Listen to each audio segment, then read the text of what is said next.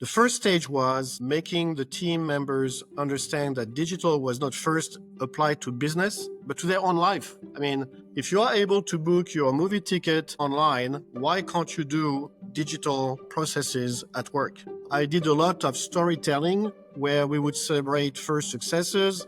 We would take it to the different layer of the evolution of the transformation to future leaders or folks that are starting a digital project.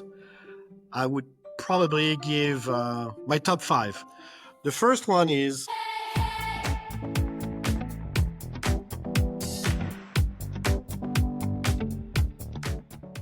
Welcome to the B2B Experience, brought to you by Big Light, one of Europe's leading experience design agencies. In this podcast series, we speak to digital pioneers in B2B and tell real stories of breaking down barriers and delivering change. I'm Steve Borges, and my guest today is Franck Chenet, a true pioneer in B2B digital. After completing a master's degree in Euro-American business, Franck began his career as a young MD in Canada for Brodart, a B2B supplies and furniture group. In the late 90s, he launched one of North America's first B2B e-commerce sites, and he's been leading organizations through digital evolution ever since.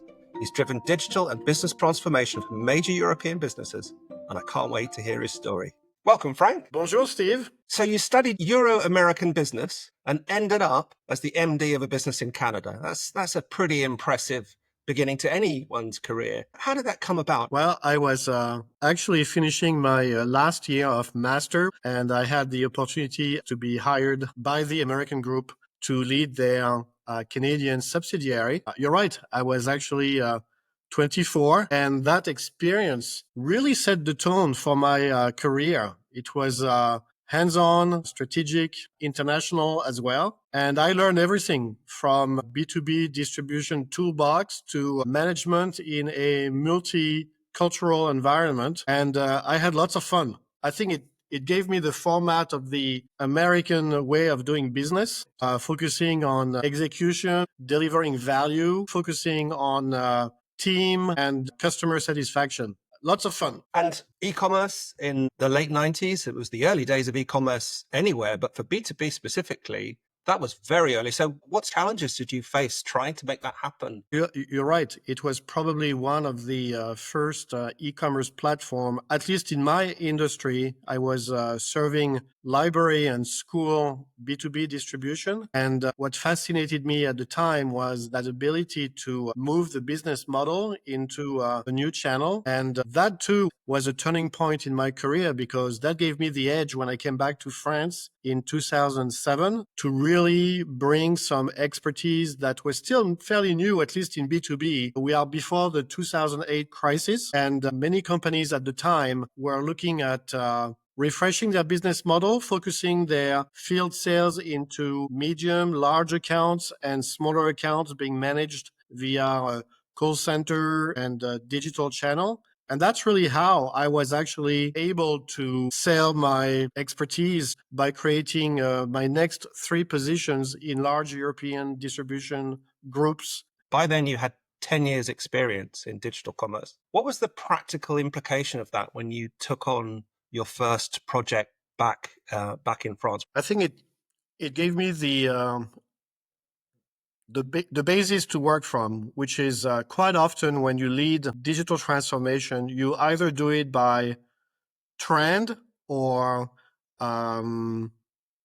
trying to modernize your selling process. And I think my foundation working on in the early stage of e-commerce was to actually put some pace into the transformation, meaning that you need to really look first at the internal maturity of your digital organization. Then you need to really look at your market. There is no sense doing that much if your customers are only looking for that, because quite often there is some phantasm about let's be Amazon. Well, not everyone needs to be an Amazon. And we even see it today where lots of companies are pushing into artificial intelligence, but they have missed the initial part 10 or 15 years ago, just starting their own digital transformation. And when you don't do that pre-requirement, you're missing out on your team ability to move forward, to have the competencies to actually do that assessment and grow with the business evolution. And not to mention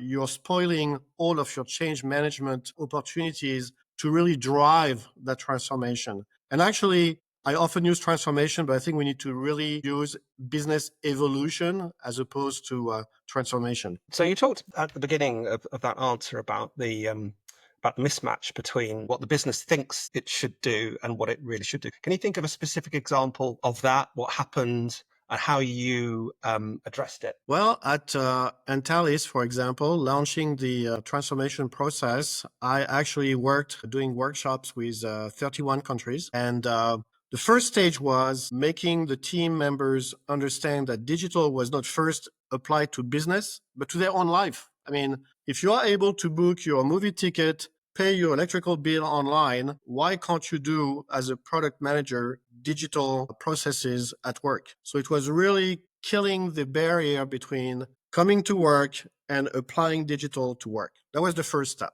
The second step was to construct the process by getting everyone involved in building the tools and redefining their role in the digital chain. The third step was to find some team champions where you could get some quick wins and get them to actually embark their colleagues. I did my role as a transformer and spreading the word in terms of opportunities and capabilities. Then it was always better to get your coworker next office, next door, to actually bring some reassurance into the process. And then the last step was you need to keep it going. You need to give some momentum. So I did a lot of storytelling where we would celebrate first successes. We would take it to the different layer of the evolution of the transformation. So first, it could be, for example, a product manager getting into artificial intelligence content creation and then building it to other partnership sites with suppliers, other business units that needed to be brought on board. And that's how you really create that emulation and focus on the human strengths as opposed to the technological part of the transformation.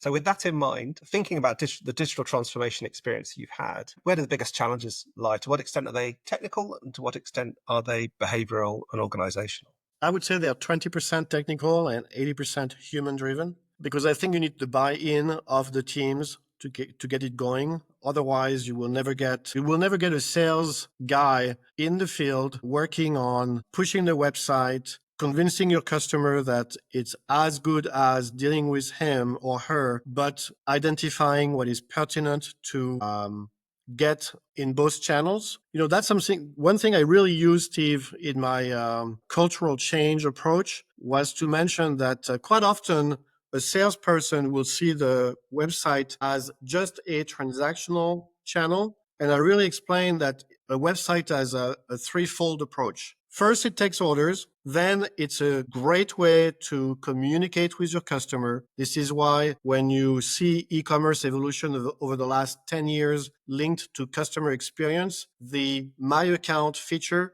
has been enriched with lots of things. 6 years ago at Antalis, if as a customer you wanted a copy of your delivery slip, you had to call Brenda, wait 10 minutes and get it by email as a scan. Well, now you do it yourself. And, it's reducing the cost of doing business. It makes your customer happy and it gives some time for your staff to bring the expertise they have to your customers. And the third fold of a of a website is communication. Communication, because a website is a wonderful venue for blog, premium content, interactive actions, and more in the market you see, including in B2B, you get a sense of community. And more users, including again in the professional world, are sharing their opinion on a service, on an innovation, on a product. Even more so if your company is setting up your digital presence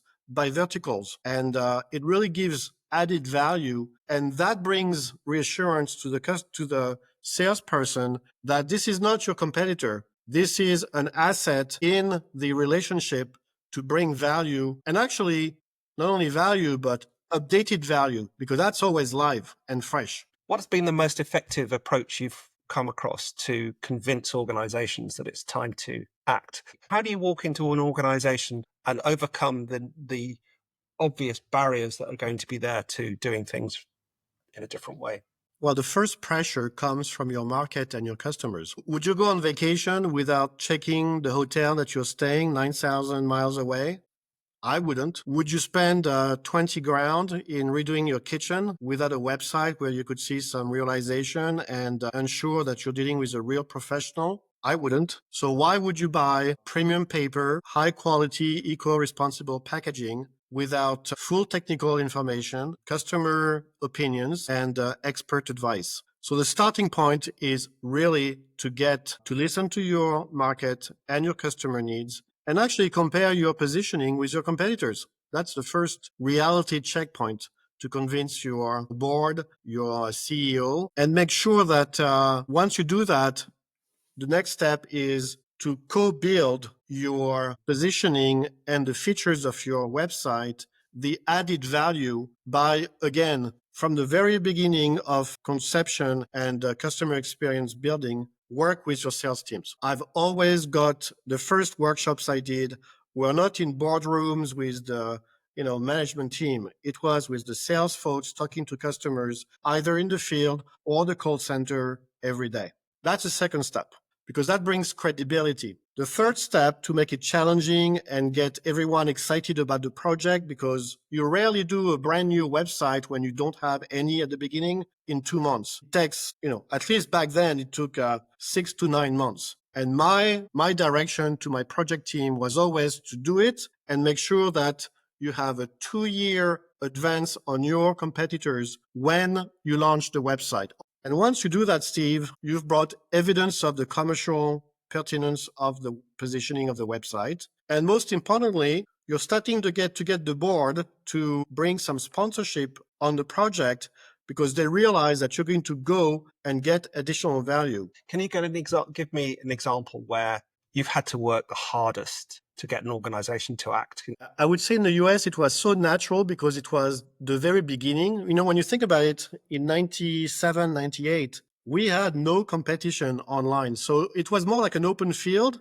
And it was more the first one who will get the website live. So I don't remember that as a true change management process. Strangely enough, at Fiducial, I had 2 angles. The first part was office supplies. So that was a natural evolution. However, on the professional services side, Fiducial is a French leader in selling HR, accounting, legal services to small businesses. That was a real challenge on the digital end because you're also dealing with markets that prohibit promotions and commercial communications. So getting them to switch to a digital mind was it was kind of an out-body experience, to tell you the truth. And quite often you realize that transformation outpaces culture changes. Antalis was different because Antalis came from the paper distribution world. So imagine you are the digital transformation chief of the European leader in paper. So there's another word for that, which is an extraterrestrial coming from a different planet. And I remember a product manager, shaking my hand in my introduction journey saying, "You're the one who is going to transform me." And I'm like, "No, I'm not going to transform you. I'm going to take the absolute best of your professional skills and apply it to a digital model." 3 months later, she was one of my digital champion, promoting everyone internally the benefits of going digital. So I would say cultural. I would say the pace is quite a challenge in getting the transformation. I think it's also the challenge of really proving the KPI and the incremental business you can get from online. I would say that's the main challenges I encountered. Can you think of an example where you encountered a level of resistance that surprised you, and what you did to respond to it? I think 15 years ago, when you had an e-commerce website, the main resistance was coming from the salespeople saying, "You're going to take my customers. I'm going to lose my variable compensation. What am I going to do in the field if you are promoting distance selling?" 15 years later, you realize that it was a true additional channel that repositioned the value of the field sales in terms of experts as opposed to taking their business away. I was actually reading as early as this morning that by the World Economic Forum was actually writing that 59% of jobs by 2030 will have to be reinvented. When you were launching a website 15 years ago, you actually knew the last step of it, which was the website is live.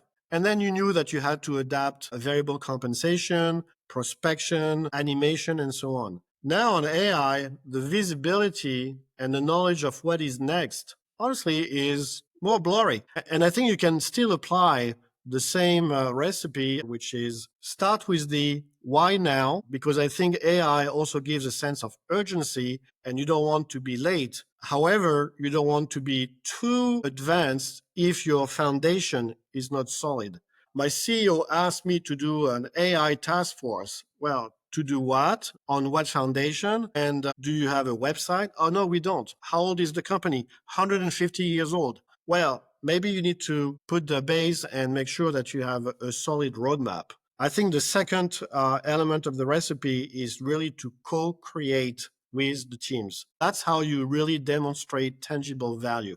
And the third element is to continuously involve the team. If you think that launching a website and reassuring the sales team that everything is fine, you're missing the point. Your salespeople need to be part of a ongoing improvement committee where you meet 3 times a year, because that's how you're going to get the outside in feedback, focusing on real customer expectations, as opposed to changing the logo, revamping your corporate structure or your corporate information. That's the basis. Your customers are more focused about their online relationship with the brand as your contribution to their daily work life and how you make it easier. That's really the winning point. With AI or no AI. It's interesting listening to you talk just then and what you've said before. It gives context to you saying it's not digital transformation. Because actually everything you've talked about is not the digital side of it at all. It's the people and specifically the buy-in. To make change happen, you've got to change people's mindsets. It's the human that makes the difference. And that's how you really get the bigger successes. B2B has traditionally been behind as opposed to B2C, because in the past you had less pressure from customers. It's been really pushed by all of the progress made by Amazon. So I think that really brings some pressure to the suppliers and the industry. And it also brought some need for education, both internal and external. Remember 10 years ago when you were launching a new website, you spent part of your marketing budget building a video on how to use your website. If you do that today, people are going to think that you're just an old-fashioned company. Now it's intuitive. I'd like to go back a little bit, if that's okay, because we didn't cover it at the beginning. Digital's been such an integral part of your career for, I'm not going to say how many years, but it's a lot. And we know that not everyone gets it. What is it about digital that hooked you in? It's not just driven by digital, but I am truly fascinated by always finding the road to differentiation in the strategy. The different businesses I worked in are all very competitive. When you are at Fiducial in 2007, and at the time it was about 200 million euro business, and you are against a billion euro company like Office Depot in Europe, you're not the big guy, and you're not the first one either on digital transformation. So whatever you do, even if you're behind on the transformation model, find the one or two things that is going to make the difference. So that's the background. What pulled me into digital? I think it's really its power to transform, not just processes, but the whole way a business thinks, operates, and makes a connection with its customers. A website is not just to take orders. I realized that digital isn't just another channel. It's actually a driver internally for agility, scalability, and adding real value. Because as you take the order, You're offering premium content, additional information to your customer. And that's how you're going to increase retention and loyalty. Then once you're more mature, you realize that with digital, you actually can open new markets. For 13 years in North America, I sold to schools and libraries. And then one day I said to my teams, well, you know what? We are going to attack the daycare early childhood business. And 6 months later, we had a new offering online, we had a new catalog, and we had brought expertise and new supplier partnerships to show that not only we could attack through digital and penetrate new markets, but also a larger selection online than on a catalog or in the field. Digital is an ongoing challenge. It makes you think differently. If you take Raja, who is historically a catalog business in Europe, the big catalog at Raja is printed twice a year. So for 6 months, nothing happens in it. However, if you go online every day, every week, you can add new features, you can do some pre-sale, you can even use the website to test the launch of new products for 6 months and decide to integrate the new line into the printed catalog based on the performance. So that's back to my comment that website really brings agility and scalability in your business model. And that's what makes a difference. So looking back at that journey that we've just talked about, can you think of one thing that you would do differently or that you wish you'd known earlier? And, if you'd known this, what might have been different? I think I used to assume that if the strategy was sound, people will naturally align. But the reality, you have silos, you have pain points. I described earlier how I was co-building with the sales teams. Naturally, after that, you were working with the logistic teams, the marketing teams, and that's what really makes it sustainable in the long run. Maybe I would have sequenced that differently and earlier on bring more people of those different areas of the company together. That would have probably accelerated the go-to business and maybe the onboarding. But when you're dealing with corporations that are between 4 to 6,000 team members, the reality is it's quite a challenge. Presumably you would just add that to your list of things you'll remember to do next time, or you'll come up with a way to achieve it. Well, the good news is there's a big difference between 2007 and 2025, which is everyone has gained in maturity, and what you had to explain and convince folks 15 years ago is quite different today because it's a given. So that's the good news. So what advice have you got for other leaders potentially entering the world of work and trying to deliver organizational transformation like you did? Well, I will share you my feedback that I give to students when I do some lectures in business schools where I am invited a couple of times a year to share my experience. To those future leaders or folks that are starting a digital project, I would probably give my top 5. The first one is start with the customer, not the technology. Second, make it a business transformation, not just a digital transformation. I often presented myself in the past as I'm a director of digital transformation, but I have a very small team. My biggest team is in each of the functions, and I tap into marketing, sales, logistics, and so on. Third advice, drive adoption through sales and field teams first, because they are the voice outside of the company that will sell the buy-in into the project. The fourth, I would say, don't wait for the perfect plan. Test and learn. I think that's a sound advice because perfection is the enemy of good. I think when the paint is fresh on the wall, on a digital transformation, business evolution wall, I don't think you have to wait fully for the paint to dry. I think it's also good to move on to the next wall and continue building and refreshing your business model. And the last advice would be to invest in data foundations, because I think once your digital process is mature, the accelerator is actually how you use data. And that's something in my previous companies I've attacked fairly recently, I would say in the last 2 years, because I think you need first to have experience and maturity, but data and governance of the data is a true business differentiator. 5 top tips there. Very Yeah. good. Thanks, Frank. Great conversation. I don't really need to do much of a wrap up because you've just done one. We've talked about building coalitions and storytelling to initiate change. The fact that change is 80% people and 20% technology. And we know that comes with a lot of challenge. We've talked about the role of e-commerce within B2B being order placing, replacing poor old Brenda. I hope she's all right. I hope she's doing something more interesting than picking up the phone. She's And still alive and kicking, so that's good. that's good. And then, of course, its role in facilitating communications.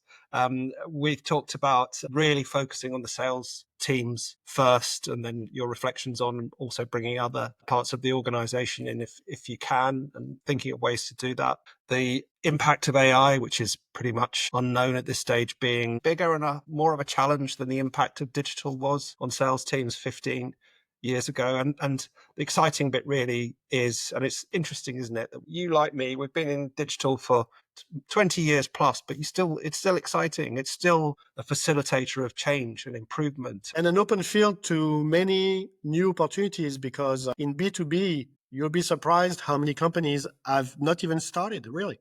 It's been a great conversation. But before we wrap up, I've got a final question for you. It's our closing question, and it's called B2B buzzword bingo. Okay. So what is one buzzword that's overused or a trend that's overhyped in B2B right now that you wish would disappear, and why? I would say hyper-personalization. And let me tell you why. It's one of these words where it sounds exciting and trendy, and in good evenings gathering between CMOs, you're like, comparing your hyper personalization temperature. It's like you are unlocking a marketing holy grail. But the reality, let's face it, many companies barely manage their data, barely get their CRM to function, and very rarely are those that have true, fluid, omni-channel journeys. So to my colleagues, I would say, go back to the basics. You can work on relevant data management. You can work on personalization. But I think the most important is to work on a contextualized communication with your customers. Why would you send general packaging information to a food packaging company that cares less about industrial packaging elements, for example? At Raja, we worked on data management in transactional data. So that's your average order amount, number of references, classic transactional data. Then we added profiling data, which meant that we were taking into account that Steve is a food packaging customer and we cannot pollute communication to him or take some of his time, but non-relevant information. So transactional profiling, and then we added behavior data, because we know Steve buys eco-responsible products 80% of the time. We know that Steve does not open newsletters, and we know Steve uses both the website and the call center when he needs advice to place his orders. So forget hyper-personalization, work on contextualized communication. And I think, to me, that's the winning point. Great. Thanks, Frank. And I look forward to receiving my email, which I won't open a bit later. Great. Well, thank you so much. I've had a great time, great conversation with you. Good seeing you. It's always a pleasure. We've covered a lot, and it's all interesting. The more conversations I have, the more I realize that we're in the people business, Absolutely. not the digital business. Yeah, absolutely. And a lot to do. Let's make sure that we continue the road to digital evolution for B2B. Thank you very much. You're very welcome. Well, that's it for this episode. If you enjoyed it, then please don't forget to hit subscribe and to share it with your network. And if you'd like to find out more about how Big Light helps its clients discover the needs of their customers and deliver experiences that meet them, then check out our website or follow us on LinkedIn. I'll see you next time.